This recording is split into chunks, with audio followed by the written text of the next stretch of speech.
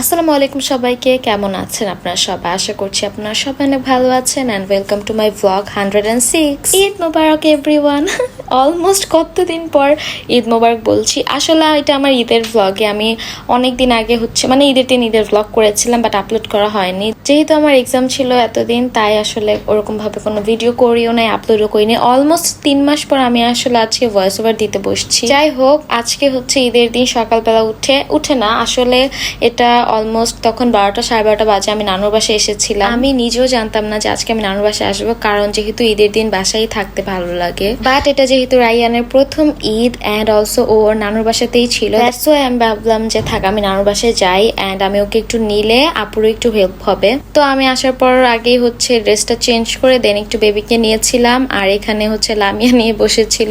আর কত ছোট ছিল বেবি, এখন তো একটু বড় হয়েছে মাশাল্লাহ। আর এখানে হচ্ছে তারপর আমি একটু নিচে আসছিলাম নানুর বাসায় এন্ড এখানে দেখি যে ও হচ্ছে ছাগলকে খাওয়াচ্ছিল, পাতা খাওয়াচ্ছিল। এটা হচ্ছে রায়ানের আকিকার ছাগল। আর ওইদিকে হচ্ছে আমার নানুর বাসার গরু কাটাও হয়ে গিয়েছে, যেহেতু অলমোস্ট তখন দুপুর হয়ে যাচ্ছিল। সো গরু কাটাকুটি করে ডিস্ট্রিবিউটও করা শেষ মেবি তখন। এখানে একদম লাস্ট মোমেন্টে আমার মামারা সব ঠিকঠাক করছিল, মানে দেখতে পাচ্ছি একদম খালি হয়ে গিয়েছে। আর এমনি তো কখনোই নানুর বাসায় ঈদ করা হয় না, হয়তো বা নানুর বাসায় যাই এমনি বিকেলের দিকে, বাট আজকে আমি ফার্স্ট হচ্ছে নানুর বাসায় আসলে গিয়েছিলাম সকালের দিকে। সকালও না, আসলে তখন দুপুরই হয়ে গিয়েছিল। যাই হোক, এখানে আমার মামাতো ভাইরাও ছিল, আমার মামানিরাও ছিল এখানে এন্ড সবাই আসলে এগুলো এখন সব আসলে বাসায় নিয়ে যাচ্ছে, সব ঠিকঠাক করা শেষ, ডিস্ট্রিবিউট করা শেষ। তারপর আমি ছাগলকে আবার একটু খাওয়াইছিলাম। আর আজকে এত বেশি গরম পড়েছিল, মানে ঈদের দিন এবার অনেক বেশি গরম পড়ছিল, একটু না বৃষ্টিও হয়েছিল নাকি কে জানে, আমি ভুলেও গিয়েছি।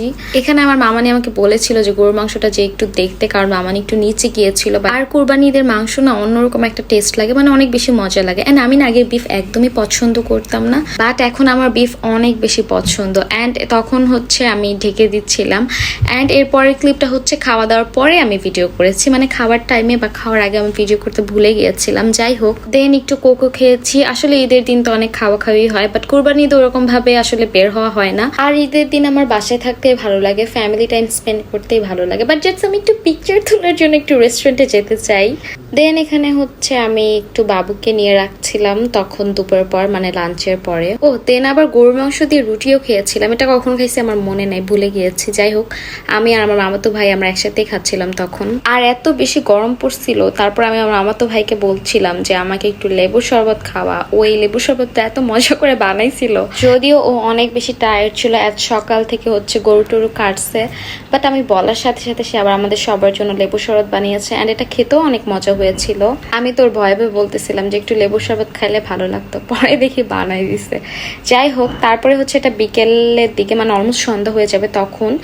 এন্ড এটা হচ্ছে আমাদের ছোট্ট বেবির, মানে বালিশে টাইপের কি জানি বলে, বিড়া বলে এটাকে, ওইটাতে তো বাচ্চাদেরকে শোয়াতে হয়। আর আজকে মানে এটা হচ্ছে ঈদের পরের দিন আম্মু নানুর বাসায় গিয়েছিল, খালামণি এসেছিল, শান্তাপুরাও এসেছিল, মানে ঈদের পরের দিন সবাই একসাথে হয়েছিলাম আমরা। আর এখানে হচ্ছে আমি একটু ছাদে গিয়েছিলাম, আর এই যে ফারিয়া এত কিউট লাগে ওকে মাশাআল্লাহ, আর এত সুন্দর করে ও আপ্পি আপ্পি বলে ডাকে। তো এখানে হচ্ছে ফ্লাওয়ার দেখে আমি বললাম যে নাও তুমি একটু ছিঁড়ে মাথায় দাও, এন্ড ওইখান থেকে ছিঁড়তে চাচ্ছিল বাট পারছিল না। আর আমার নানুর বাসায় দিয়াবাড়ির দিকে হওয়াতে এত বেশি প্লেন যায় আর এত বেশি প্লেনের আওয়াজ।